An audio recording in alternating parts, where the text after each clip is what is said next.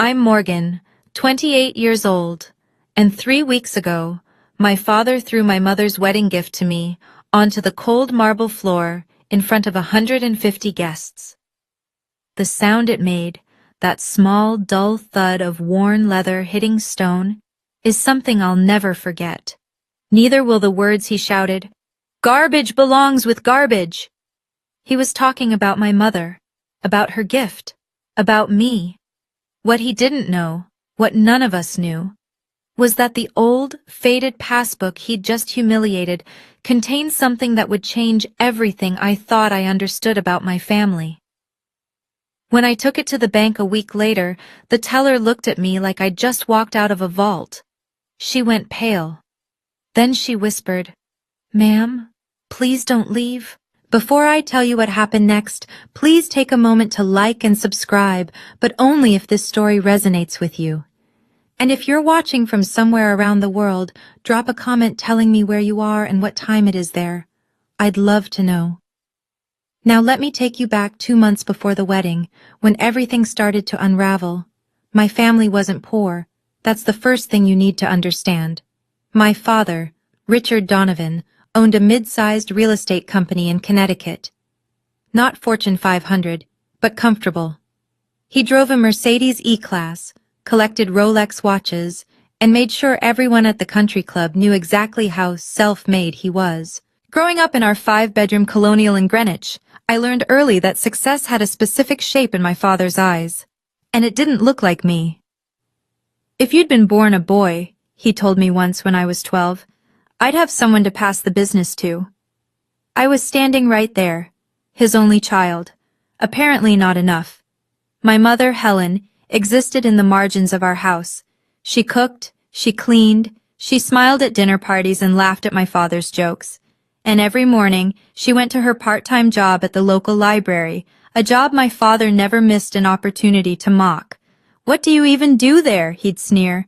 "Organize books nobody reads? Count dust?" She never defended herself, not once. She'd just nod, clear the dishes, and disappear into the kitchen. For years, I thought she was weak. I'm ashamed to admit that now, but it's true. I looked at her silence and saw surrender. I didn't understand what she was actually doing. I didn't understand anything. My father had a favorite phrase. "In this house, men decide, women execute." He said it like it was wisdom, like he was passing down some ancient truth instead of just cruelty wrapped in tradition.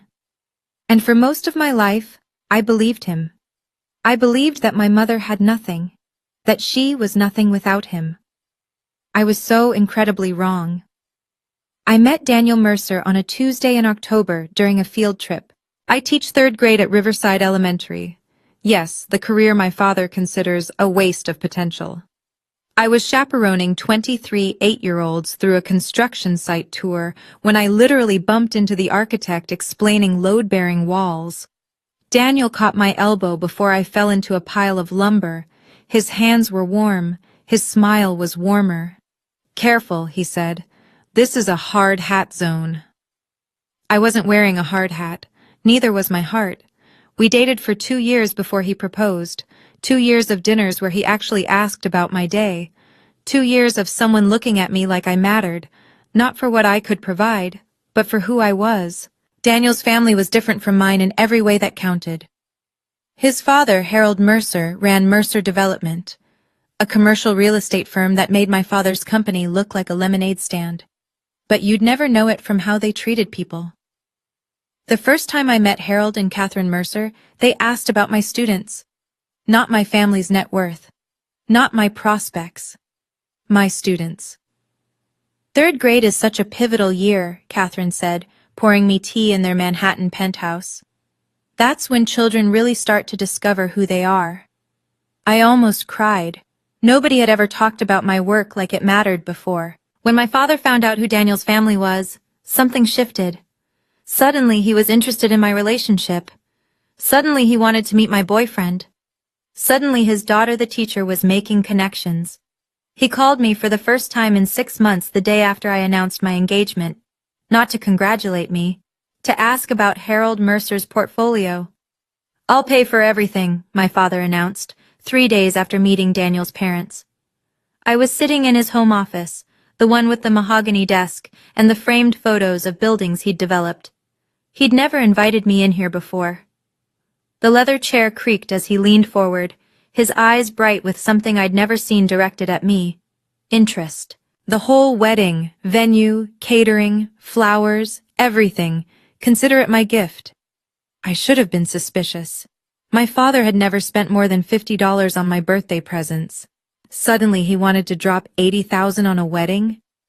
But Daniel squeezed my hand under the table and whispered, "Maybe he's trying to change." I wanted to believe that. God, I wanted to believe that so badly. So I said yes. Within a week, my father had booked Westbrook Country Club, a venue he wasn't even a member of, but desperately wanted to be. He'd selected the caterer, the florist, the band. He'd designed invitations with gold foil lettering that cost more than my monthly salary. The guest list had 150 names. I recognized maybe 30 of them. Business associates, my father explained when I asked. Important people. Important to whom? The night before the invitations went out, my mother found me in the garden. She moved quietly, like she always did, appearing beside me like a ghost. "Morgan," she said softly, pressing something into my hand. "I have a gift for you, too. But I'll give it to you on your wedding day." I looked down. Her fingers were wrapped around mine, warm and trembling. "It's the most important thing I have," she whispered. "Remember that, no matter what anyone says." I didn't understand then, but I would. The morning of the wedding, I sat in my childhood bedroom and thought about my mother. There's a memory I'd almost forgotten. I was 15, homesick from school, wandering the house in my pajamas. I'd gone looking for crackers in the kitchen and heard something from my parents' bedroom. Counting. My mother's voice, soft and rhythmic, like a lullaby made of numbers.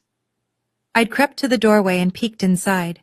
She was sitting on the edge of the bed, a small notebook in her hands, a stack of bills on the comforter beside her.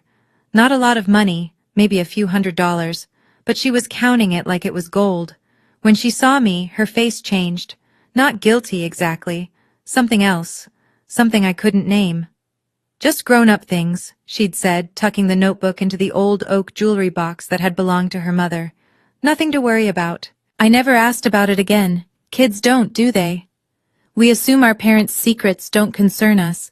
But sitting in that same bedroom 15 years later, watching the morning light stream through the curtains, I wondered, what had she been saving for, and why did she have to hide it? My mother knocked on the door at 9 o'clock, holding a garment bag with my borrowed Vera Wang inside. "Are you ready?" she asked. I wasn't. Not for any of it. But I smiled and stood and let her help me into the dress that my father had insisted on. White silk and imported lace, elegant and expensive, and nothing like what I would have chosen for myself. "You look beautiful," my mother said, her eyes wet. I didn't know then that she was saying goodbye to the life she'd endured for me. Westbrook Country Club looked like something from a magazine. White roses cascaded from crystal vases. A string quartet played Vivaldi near the fountain. 300 chairs arranged in perfect rows on the manicured lawn, each one draped with silk ribbons that matched my bouquet. And at the center of it all, my father. I watched him from the bridal suite window, directing vendors like a general marshalling troops. "Move that table, adjust those flowers.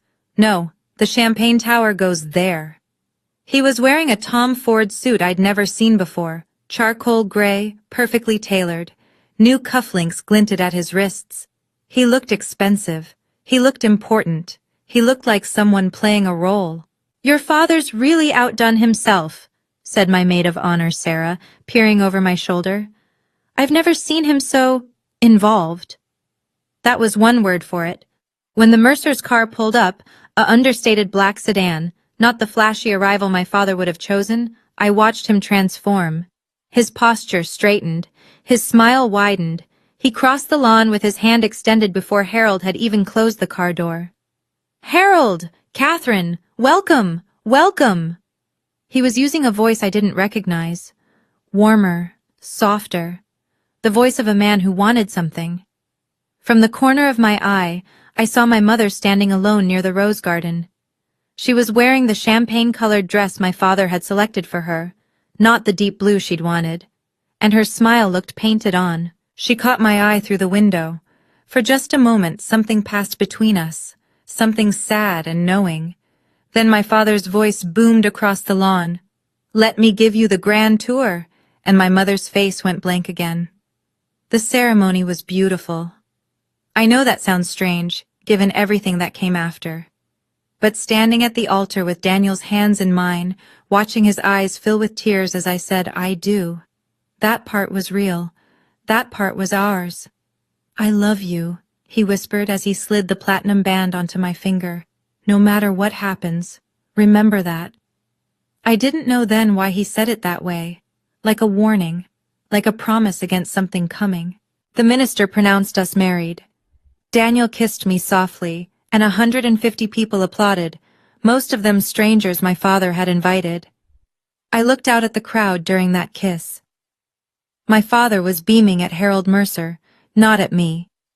He was already calculating, already networking, already using my wedding as a business opportunity. And in the front row, my mother sat alone. Her eyes were red. Her hands were clasped in her lap so tightly her knuckles had gone white.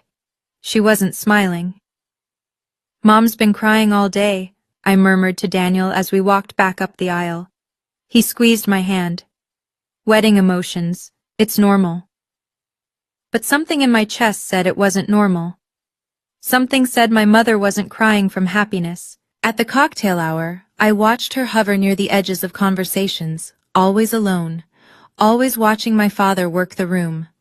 Once, she reached out to touch his arm, and he shook her off without even looking. "Not now, Helen." 3 words, spoken like she was a fly buzzing near his champagne. She withdrew her hand slowly, carefully, like she'd learned to make herself small. I should have gone to her then. I didn't. That's something I'll regret forever. The reception started at 7, and by 8, my father was drunk. Not falling down drunk. Richard Donovan would never embarrass himself that obviously. But the kind of drunk where his voice got louder and his stories got bigger and the truth got flexible. I watched him corner Harold Mercer near the Dom Perignon Tower, gesturing expansively with a champagne flute. 15 million in revenue last year, I heard him say. We're expanding into commercial, big things coming. I knew for a fact his company had done maybe 3 million. Maybe. Harold's face remained politely neutral, but I saw him exchange a glance with Catherine. The kind of glance married people share when they're both thinking the same thing and don't want to say it. "Your father seems enthusiastic," Catherine said, appearing beside me at the dessert table. I wanted to apologize, to explain, to somehow separate myself from the performance happening across the room. "He's excited about the wedding," I managed. Catherine touched my arm gently. "I'm sure he is, dear." But her eyes said something different. Later, I'd learned that Harold had already done his research, that he knew exactly how big my father's company wasn't, that the whole charade had been transparent from the start. But in that moment, I just felt the slow creep of dread, the sense that something was building, pressure behind a dam. My father's laugh rang out too loudly. He clapped Harold on the shoulder like they were old friends. He was performing so hard I could almost see the sweat on his forehead. And my mother stood in the corner, watching, silent, waiting. For what, I didn't know. Not yet. "Ladies and gentlemen, it's time for the family gifts." The MC's voice cut through the champagne chatter and guests began drifting toward their seats. This was my father's favorite part. He'd been planning his presentation for weeks. He took the stage first, naturally. "Daniel, Morgan," he began, his voice carrying that artificial warmth I'd come to recognize. "From the Donovan family to yours, a check for $50,000, for your future." He held up an envelope made of Italian leather, embossed with gold. The guests applauded. I smiled the smile I'd learned from my mother. Pleasant, empty, expected. $50,000 we both knew he'd borrowed against his credit line. $50,000 that was really an investment in Harold Mercer's good opinion. Thank you, Dad, I said, because that was my line. Harold Mercer went next, his approach completely different. No fanfare, no performance, he simply handed Daniel a small Tiffany blue box. A key, he said simply, to a brownstone in Brooklyn Heights. It was Catherine's grandmother's place. We thought you two might like to start your life there. The room went quiet. A brownstone in Brooklyn Heights was worth... I couldn't even calculate it. I watched my father's face. For just a moment, a split second, his mask slipped. I saw the comparison register. Saw him understand that his $50,000 check had just been completely eclipsed. His jaw tightened. His smile became something else. How generous, he said, his voice just slightly too sharp. And then the MC called the next name. And now, from the mother of the bride, Helen Donovan. My mother rose from her seat, and I saw she was holding something small, something worn, something old. My stomach dropped. I didn't know why. Not yet. My mother didn't use the microphone. She walked to where Daniel and I sat at the head table, her steps careful, measured. In her hands was a small book, maybe 5 inches by 3, bound in faded blue leather that had worn soft at the corners. Morgan, she said, her voice barely above a whisper. The room had to strain to hear her.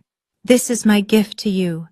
She pressed the book into my hands. It was a passbook, an old-fashioned bank passbook, the kind they stopped issuing decades ago. First National Bank was stamped in gold letters on the front, though the gold had mostly flaked away. I don't understand, I started. This is everything I have, my mother said. Her eyes were wet, but her voice was steady. Everything I've saved. I want you to have the freedom I never had, the freedom to make your own choices. I turned the passbook over in my hands. It weighed almost nothing. Behind me, I heard whispers from the guests. A savings book? That's it? How old is that thing? I didn't care. Something about the way my mother was looking at me, fierce and tender and desperately hopeful, made my throat tight. Thank you, Mom, I said, and pulled her into a hug. Thank you. Don't let anyone tell you it's worthless, she whispered against my ear. Promise me, whatever anyone says, don't throw it away. I didn't understand the warning, but I nodded. I promise. She pulled back, and for just a moment, she looked like a different person, stronger, younger, like the woman she might have been if life had been kinder. Then my father's voice shattered everything. What is that supposed to be? My father was standing now, his chair pushed back so hard it nearly toppled. His face was flushed, from the alcohol, from the embarrassment of being outdone by Harold's gift, from something darker I couldn't name. Helen. He said her name like it was poison. What the hell is that? My mother didn't answer. She just stood there, hands clasped, eyes down. He crossed the room in 4 strides. Before I could react, he'd snatched the passbook from my hands. A savings book? He laughed. But it wasn't laughter. It was something cruel wearing laughter's face. You gave our daughter a savings book? In front of the Mercers? Richard, please, my mother started. 30 years. He wasn't whispering anymore. His voice filled the ballroom, bouncing off the crystal chandeliers, the silk-draped walls. 30 years of marriage, and this is what you contribute? This worthless piece of... He threw it. The passbook hit the marble floor with a sound like a slap. It skidded across the stone, coming to rest near the base of a rose arrangement. Garbage belongs with garbage, my father roared. The silence that followed was absolute. 150 people sat frozen. Forks hovered over plates. Champagne glasses stopped halfway to lips. The string quartet had gone silent. I heard Catherine Mercer inhale sharply.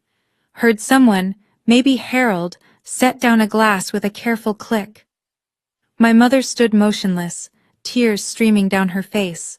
Silent, accepting, like she'd been trained to take this. "You've embarrassed me for the last time," my father continued, turning to the room like he expected applause. "I apologize to our guests for my wife's pathetic display. The Donovans are better than this." He adjusted his Tom Ford jacket, smoothed his hair, smiled at Harold Mercer like nothing had happened. And in the terrible silence, my mother whispered something so soft that only I could hear. "I'm sorry, Morgan, I'm so sorry." She was apologizing to me. After everything he'd just done, she was apologizing. Something inside me snapped. Daniel's hand found mine under the table. His fingers were trembling, not from fear, but from the effort of holding himself back. "I'm going to," he started. "Don't." My voice came out steadier than I felt. "Don't give him what he wants." I could feel Daniel's rage like heat radiating off him. His jaw was clenched so tight I thought he might crack a tooth. His free hand had curled into a fist on the tablecloth. "Morgan, I knew what Daniel wanted to do. Wanted to cross that room and put my father through the ice sculpture. Wanted to defend my mother's honor, my honor, in front of everyone who'd just witnessed the ugliest moment of my life. But I'd grown up with Richard Donovan. I knew how this played. If Daniel hit him, my father would be the victim. If Daniel yelled, my father would seem reasonable by comparison. Violence would give him exactly what he wanted, a distraction, a way to reframe the narrative. Instead of the man who'd just screamed at his wife over a savings book, he'd become the father-in-law who'd been attacked at his daughter's wedding. I wouldn't give him that satisfaction. Across the room, Harold Mercer was standing up. His face had gone cold, the warmth from earlier completely gone. "Catherine," he said quietly, "I think we should leave." "Yes," his wife agreed immediately. "I think we should." My father's smile faltered. "Harold, please, this is just a family matter." "Mr. Donovan," Harold's voice could have frozen the champagne. "I've seen enough to understand exactly what kind of man you are." They began gathering their things. And on the floor, near the roses, my mother's gift lay abandoned. Garbage, my father had called it. He had no idea. I released Daniel's hand. "Morgan?" His voice was worried. "What are you—" "Trust me." I stood up slowly. Every eye in the room tracked my movement. The silk of my wedding dress whispered against my legs as I stepped down from the head table. My father turned toward me, his face shifting through emotions. Confusion, irritation, the beginning of another tirade. I walked past him. My heels clicked against the marble. 1 step, 2, 3. The passbook lay where it had fallen, its faded blue cover stark against the white stone floor. One corner had bent from the impact. I bent down, picked it up, and brushed it off carefully, gently, like it was made of glass. When I straightened, I didn't look at my father. I walked to my mother, who stood frozen near the wall, tears still wet on her cheeks. "Thank you, Mom," I said, loud enough for the room to hear. "This is the most meaningful gift I've ever received. I'll treasure it forever." I kissed her cheek, felt her trembling. Then I turned to Daniel, who was already on his feet. "We're leaving," I said. "Where do you think you're going?" My father's voice cracked on the words. "The reception isn't over. You're embarrassing me in front of—" I stopped, turned just enough to see him from the corner of my eye. "I don't need your permission, Dad. And I don't need your approval." My voice was calm, steady, a voice I hadn't known I possessed. "What I need is to leave. So that's what I'm doing." Daniel took my hand. Together, we walked toward the door. Behind us, my father was still shouting. Something about disrespect, something about everything he'd done for me. I didn't hear any of it. I just kept walking. The brownstone in Brooklyn Heights was quiet. Harold and Catherine had given Daniel the key months ago, but we'd planned to save it for after the honeymoon. Instead, it became our refuge on our wedding night. Daniel ordered Thai food. Neither of us ate much. I sat on the window seat, still in my wedding dress. I hadn't had the energy to change, and watched the lights of the city blur through the glass.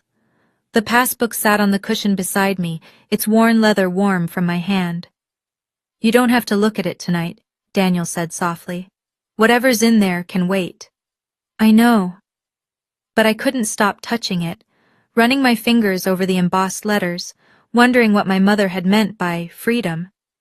"She stayed for me," I said suddenly. "All those years, she stayed for me." Daniel sat down beside me, careful not to disturb the passbook. "You don't know that for sure." "I do." And somehow, I did.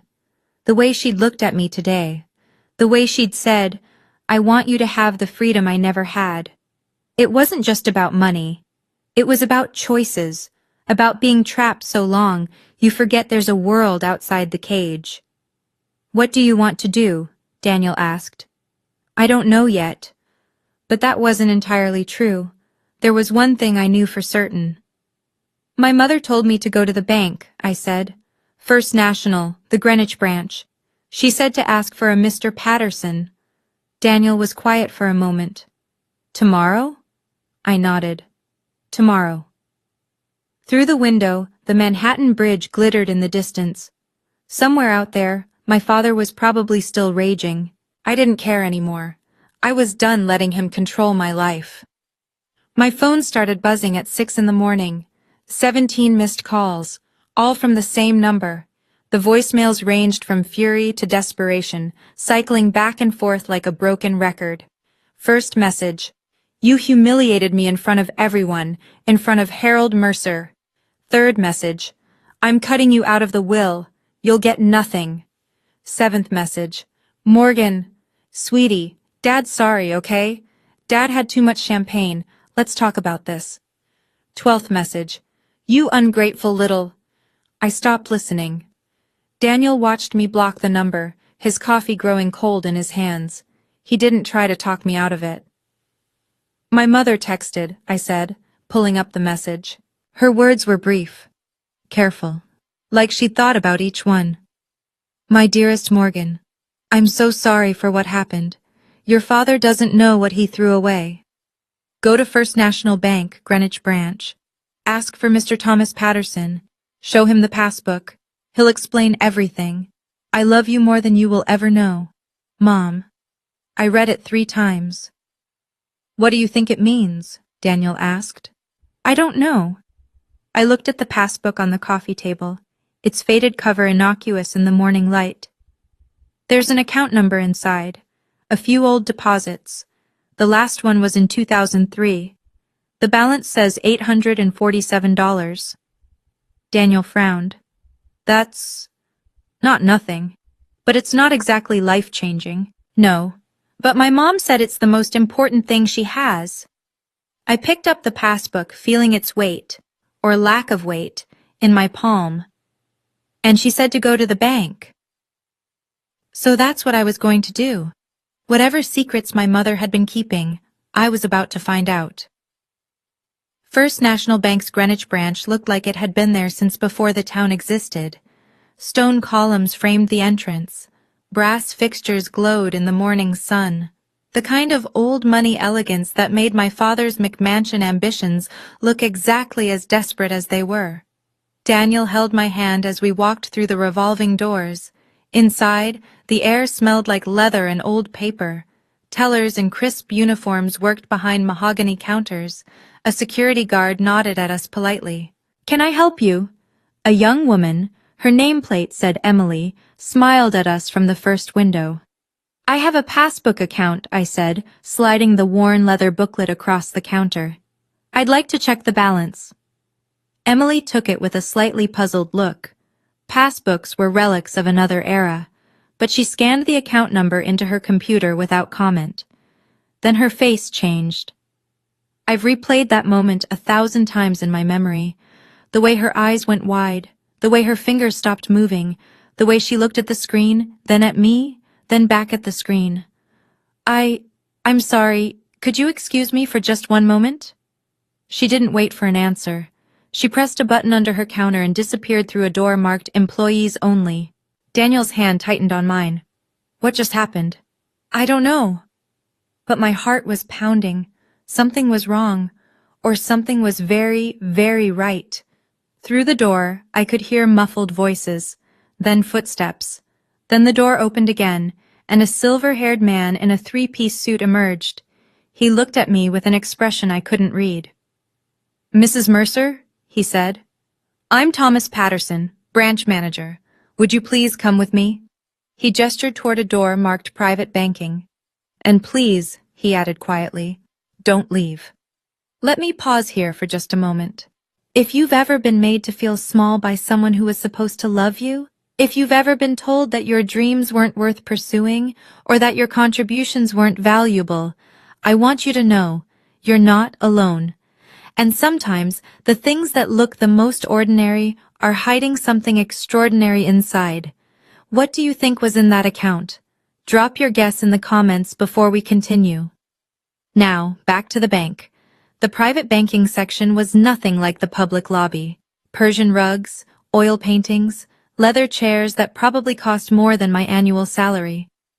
Mr. Patterson led us to a mahogany desk and gestured for us to sit. "May I?" He held out his hand for the passbook.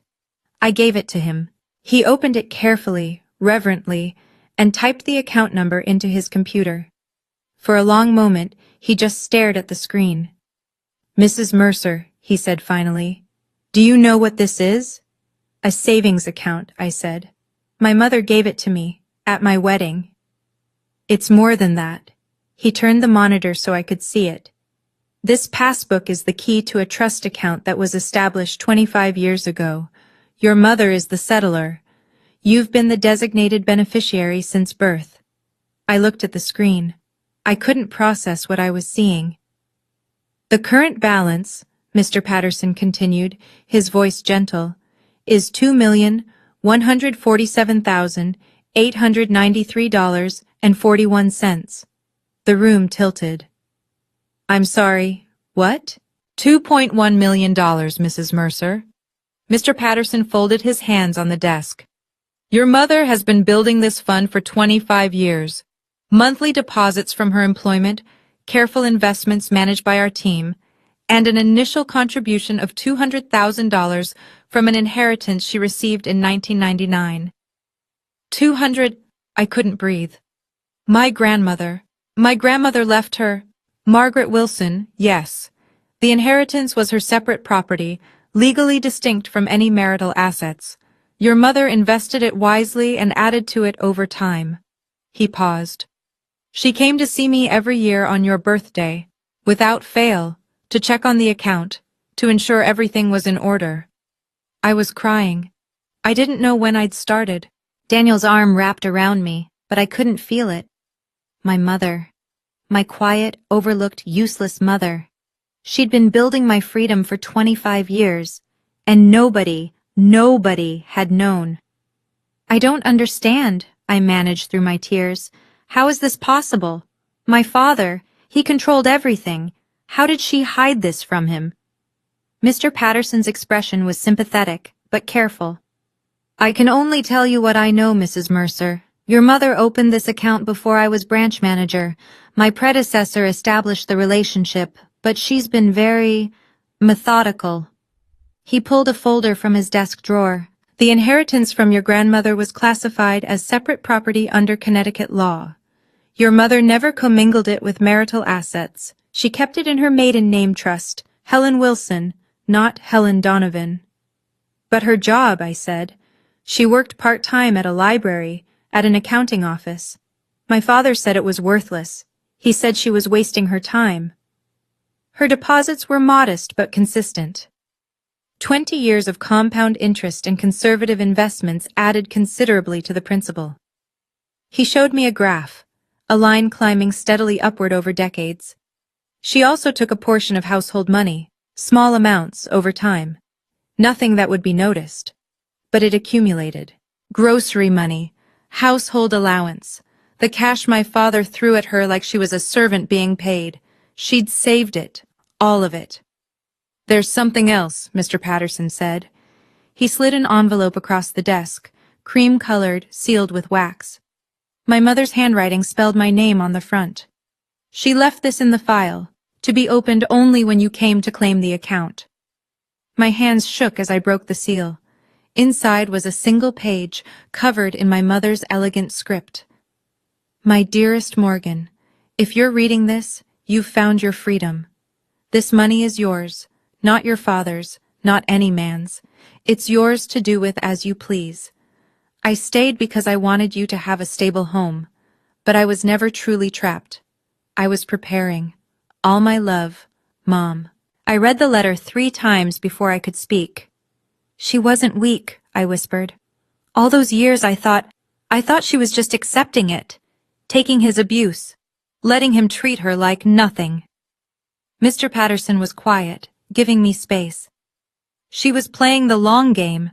Daniel's voice was full of wonder. 25 years, and he never knew. There's additional documentation, Mr. Patterson said carefully.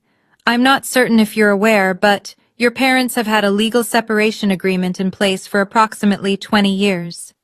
I looked up sharply. A what? A separation agreement. They remained in the same residence, but your mother's financial and legal interests were protected. It was unconventional. He hesitated. I believe she stayed for you, Mrs. Mercer. Until you were grown. Until you were safe. 20 years. 20 years of sharing a house with a man who mocked her, dismissed her, made her feel like nothing. And the whole time, she'd had an escape hatch, a plan. But she'd stayed. Because of me. I need to call her, I said, reaching for my phone. I dialed with shaking hands. She picked up on the first ring. Morgan? Did you go to the bank? Mom. I was crying again. Mom, why didn't you tell me? All those years, why didn't you ever tell me? Her voice was thick with tears, too. Because you were a child, and children shouldn't have to carry their parents' secrets. You needed to believe in the family, even if the family was broken. You needed stability. You sacrificed everything. No, sweetheart. I sacrificed nothing. I invested. She laughed softly, wetly. I invested in you. And now it's time for us both to be free. That word again. Freedom. For the first time, I understood what she meant. What do you want to do now, Mom? The question hung in the air between us, between 2 women who had both spent their lives under Richard Donovan's shadow.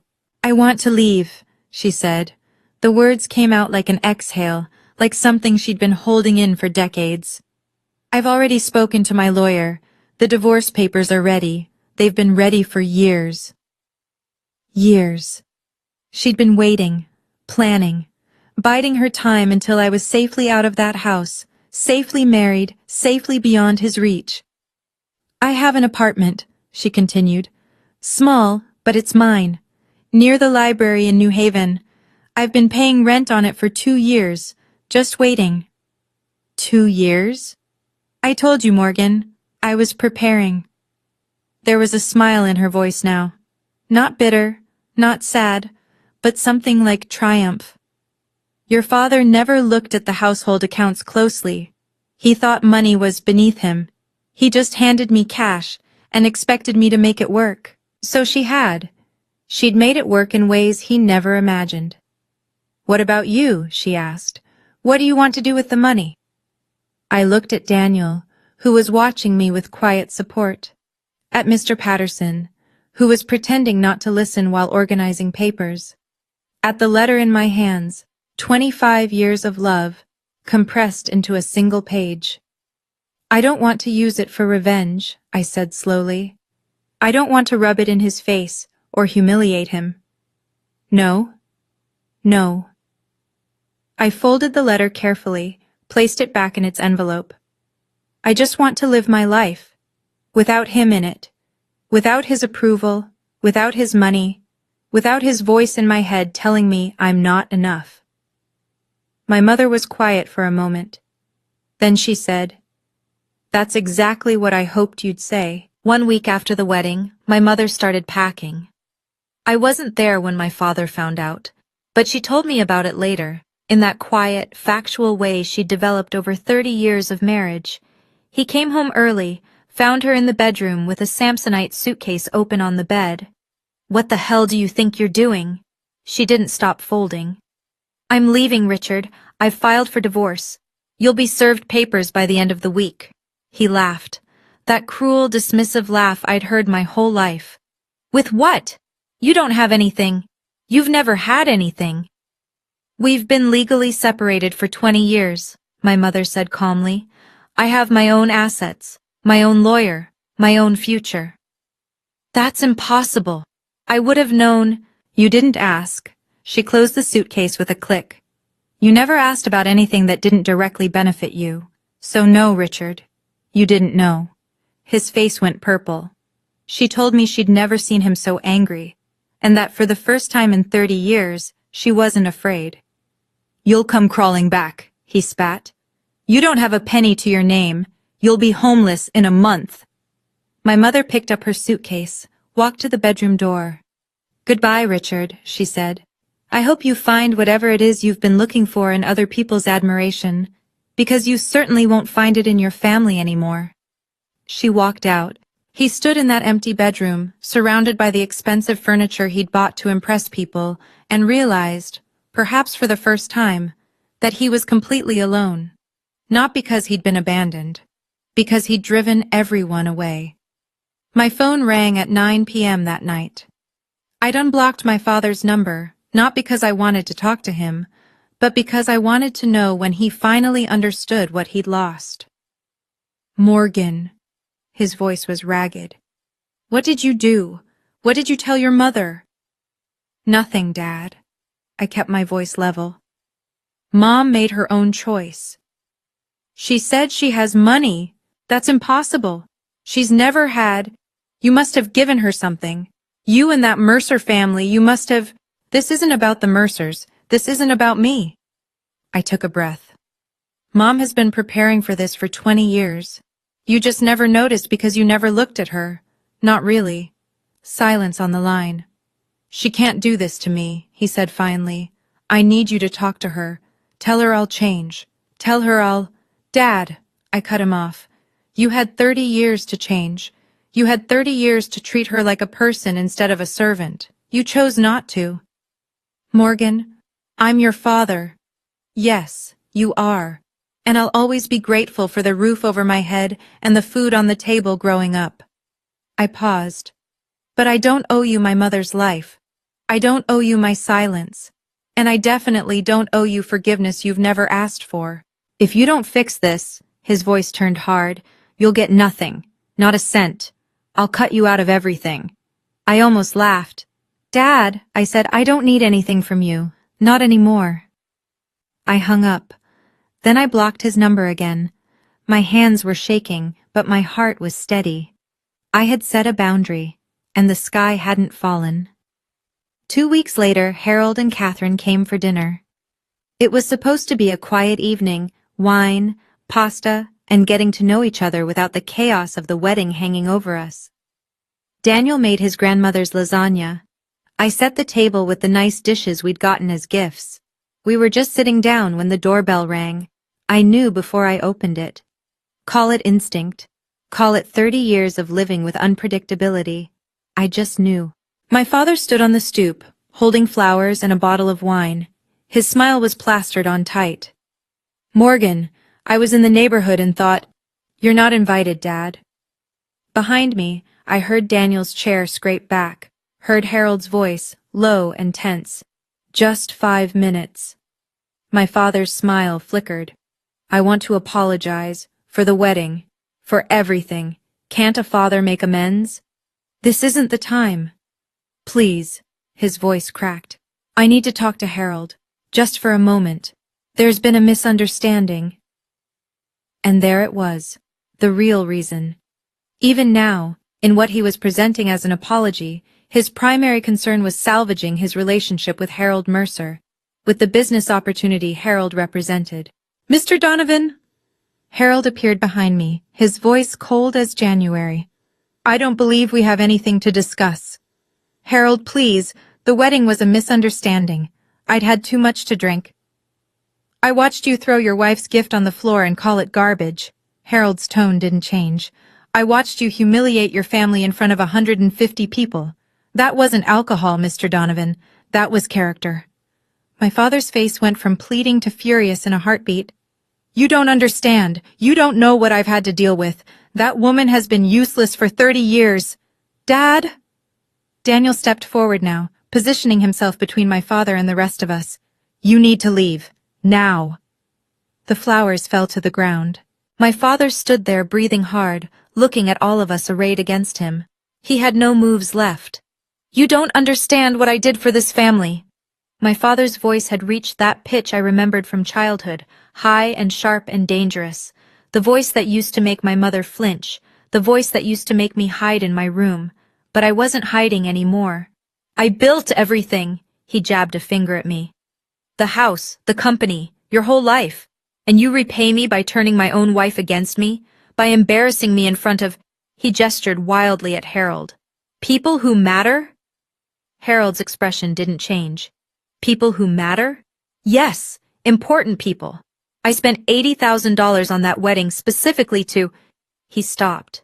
I watched the realization dawn in Harold's eyes, the pieces clicking together. Specifically to what, Mr. Donovan? Harold's voice was silk over steel. To impress me? To create a business relationship? My father's mouth opened, closed, opened again. You spent $80,000 of borrowed money, Harold continued quietly, to put on a show. Not for your daughter, for me. For what you thought I could do for your company. That's not, I never... And when your wife who has apparently been quietly saving for 2.5 decades, gave your daughter the most meaningful gift of the night, you threw it on the floor. Harold shook his head. Because it didn't fit your performance. Catherine put a hand on her husband's arm. I think we've seen enough, dear. Yes. Harold looked at my father one last time.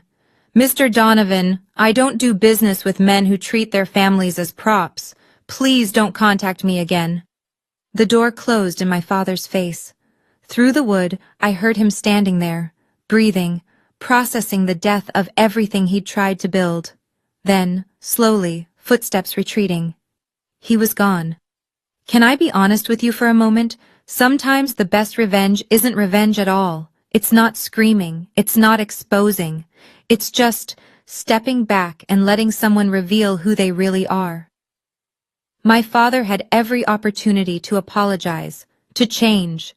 Instead, he told Harold Mercer exactly what he'd been doing all along. Before I finish this story, I want to ask you, have you ever had to walk away from someone you loved to protect yourself? Tell me in the comments. Now let me tell you what happened next.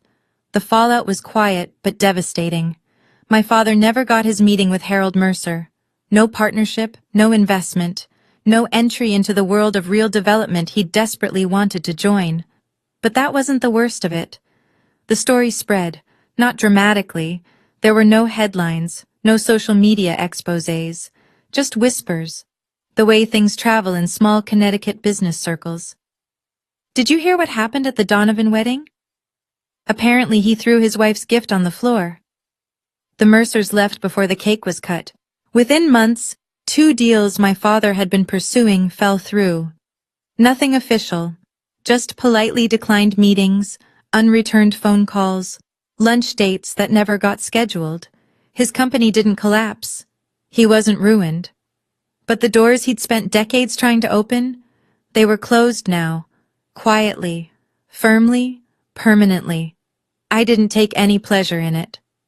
Okay, maybe a little, but mostly, I just felt tired. Tired of the decades of performance. Tired of the lies and the manipulation and the constant, exhausting effort to earn approval from someone incapable of giving it. My father called occasionally in those first few months. I never answered. He sent letters, long, rambling things that alternated between apology and accusation. I read the first one, threw away the rest. Don't you think you should talk to him? A colleague asked me once. He's still your father. I thought about that. He is, I agreed. And I don't hate him, but I don't need him in my life to love him from a distance. Some relationships are healthier with space. She didn't understand. That was okay. Most people don't understand until they've lived it. until they've had to build walls just to survive. My mother bloomed. There's no other word for it. In the months after she moved into her New Haven apartment, I watched her transform into someone I'd never met before. She cut her hair short, something my father had forbidden for 30 years. She painted her living room yellow, her favorite color, the one he'd called tacky. She volunteered at the library where she'd once worked, not for money now, but for joy. I forgot what it felt like, she told me over lunch one day, to make a decision and not have to defend it, to just be. The divorce finalized quietly. My father couldn't contest anything. The separation agreement had been ironclad for 2 decades. He got the house and the business. She got her freedom. She told me she'd started writing. A journal at first, then something more structured. 30 years of memories, observations, survival strategies. I'm thinking of turning it into a book, she said, almost shyly. A memoir, maybe, for other women in situations like mine. Mom. I took her hand across the cafe table. That's incredible. I don't know if anyone would read it. I would read it, and I think a lot of other people would too. I squeezed her fingers. You have a story worth telling. She smiled, a real smile, not the painted-on version I'd grown up watching. You know what I realized? She said. All those years I thought I was weak for staying, for not fighting back. But I wasn't staying because I was weak. I was staying because I was building something. A future for you. And now... She gestured around at her small, sunny apartment. Now I get to build something for myself. It was the bravest thing I'd ever heard. People asked me what I was going to do with the money. $2 million, life-changing money, quit your job money, buy a mansion and never work again money. I kept teaching. I know. It sounds crazy, but here's the thing. I didn't become a teacher because I couldn't do anything else. I became a teacher because I love it. Because every day I get to watch 8-year-olds discover that they're capable of more than they thought. How could money replace that? But I did use it. Carefully, meaningfully. I worked with a financial advisor to establish a scholarship fund, the Margaret Wilson Education Fund, named for my grandmother, whose inheritance had started everything. Every year, it would help 5 students from low-income families attend college. Why not your name? Daniel asked when I showed him the paperwork. Because it's not about me. I signed the final document. It's about continuing what my mother started, using silence and patience and small, steady actions to change lives. We bought a house in Connecticut, not Greenwich, not my father's territory, but a quiet neighborhood where the schools were good and the neighbors waved hello.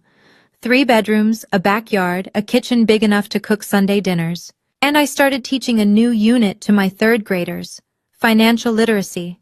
How to save. How to plan. How small actions, repeated over time, can build something enormous. They were too young to fully understand, but someday they would. You're really not going to quit?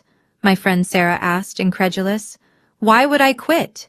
Because you could do anything. Travel the world, start a business, buy a yacht. I laughed. What would I do with a yacht? She didn't get it. That was okay. The best things in life aren't measured in square footage or horsepower. My mother taught me that. My father and I haven't spoken in 18 months. He still calls sometimes, not often, but enough that I know he hasn't forgotten I exist.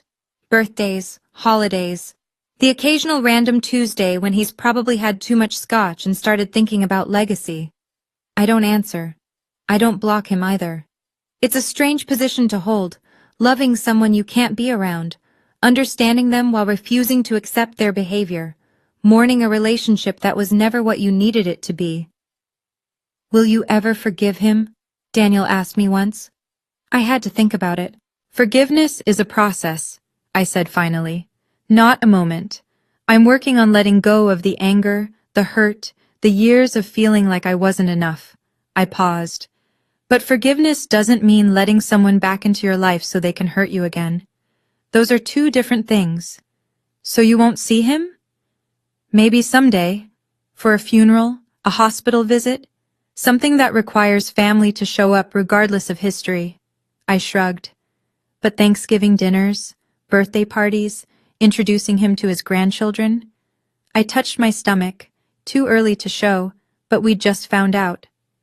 Not until he can demonstrate real change, and not just change for a week or a month, change that sticks.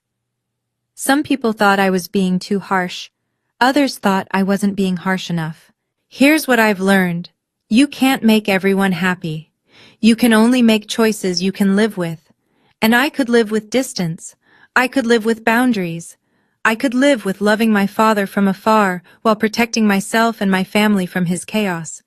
It wasn't perfect, but it was honest. And sometimes, honest is the best you can do. 3 years later, I'm sitting in my kitchen, watching my daughter eat scrambled eggs. Her name is Margaret, Maggie for short.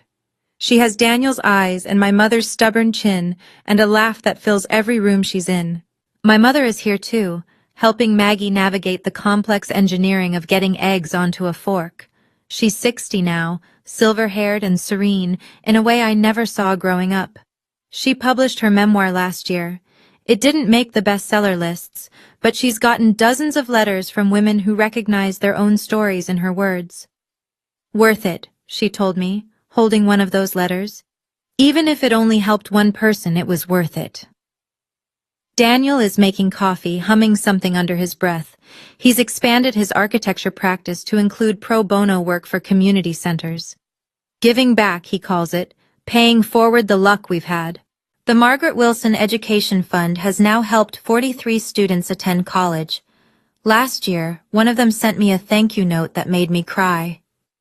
You believed in me when I didn't believe in myself, she wrote. I didn't even know you, and you changed my life. I framed that letter. It hangs in my classroom. Through the window I can see the Connecticut afternoon, leaves turning gold, sunlight slanting through the trees. It's the kind of day that used to make me anxious, because perfect weather meant my father would want to entertain, and entertaining meant performing, and performing meant exhaustion. Now perfect weather just means perfect weather. Mama, Maggie says, holding up her fork triumphantly. I did it! You did, baby. I'm so proud of you. My mother catches my eye across the table. She's smiling. We both are. I keep the passbook in a frame now. It hangs in our living room, near the window where the afternoon light catches the faded blue leather. Visitors sometimes ask about it. Is that a savings book? And I tell them the short version of the story. It was my mother's gift, I say. The most valuable thing she ever gave me. They always ask how much was in it. That's not the point I want to tell them. $2 million matters, yes.